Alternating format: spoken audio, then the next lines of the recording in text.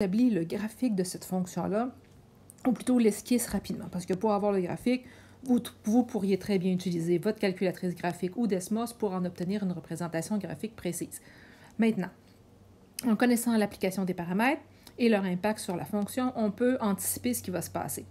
Tout d'abord, la forme de l'équation. Vous avez à gauche deux formes possibles de l'équation d'une fonction racine carrée, celle avec les 4 paramètres très bien factorisés, très bien placés, et l'autre, une forme équivalente simplifiée, où on peut ramener ça à a racine de plus ou moins, parenthèse x moins h plus k. Maintenant, qu'est-ce qu'on peut anticiper? Eh bien, essentiellement, 4 choses.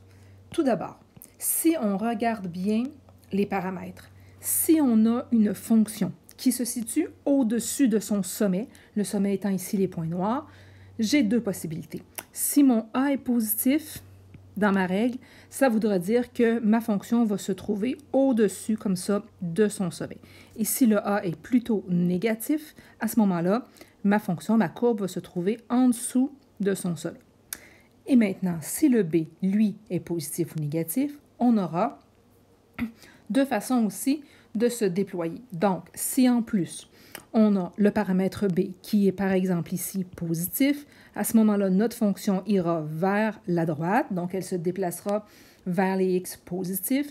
Et si le b est négatif, notre fonction va plutôt se déplacer vers la gauche. Donc essentiellement, en connaissant les paramètres a et b, mais surtout le signe de chacun d'eux, on va pouvoir anticiper ces comportements-là. Alors, si on prend ça et qu'on regarde l'application de ça sur le premier exemple, on va voir les choses suivantes. Donc, on pourra anticiper que, ici, dans l'exemple 1, le A vaut 2.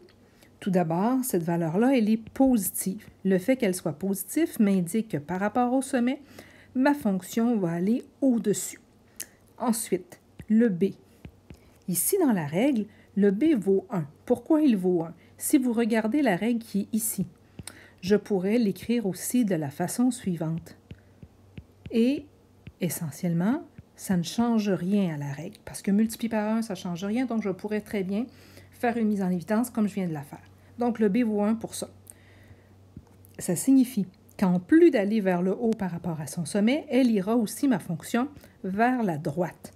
Donc, ma courbe, à partir de son sommet qui est placé ici à moins 6, 5, ce sont les paramètres h et k. Donc, si je vais placer ça dans mon graphique à moins 6 et à 5, je vais avoir la chose suivante, donc moins 6, 5 ici, et une courbe qui ira vers le haut, vers la droite. Ici, en utilisant Desmos ou la calculatrice graphique, vous allez pouvoir aussi observer que votre fonction passe par le point 3, 11. Donc, 3, 11 étant situé ici, ça me permettra de savoir que ma courbe aura à peu près l'air de ça. Toujours avec un exemple, voici ce qu'on peut anticiper sur cette fonction-là. Donc, si on regarde bien ici, j'ai un a qui vaut moins 2. Le moins m'indique que par rapport au sommet, ma fonction va aller sous son sommet. Et la valeur de mon paramètre b, qui est ici moins 1, ça m'indique que toujours par rapport au sommet, vers la gauche.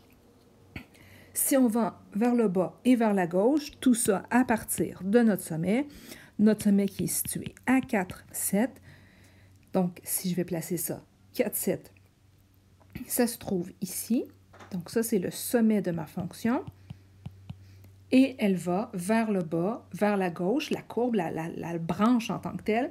Moi, je sais aussi que cette fonction-là passe par le point 0,3. Vous pouvez le calculer vous-même, mais vous pourriez aussi utiliser Desmos ou votre calculatrice graphique pour avoir la table de valeurs et vous obtiendriez cette courbe-là à peu de choses près. Donc, c'est la façon d'aller établir rapidement une esquisse de notre fonction. Mais encore une fois, ici, Desmos est un outil intéressant et intelligent à utiliser.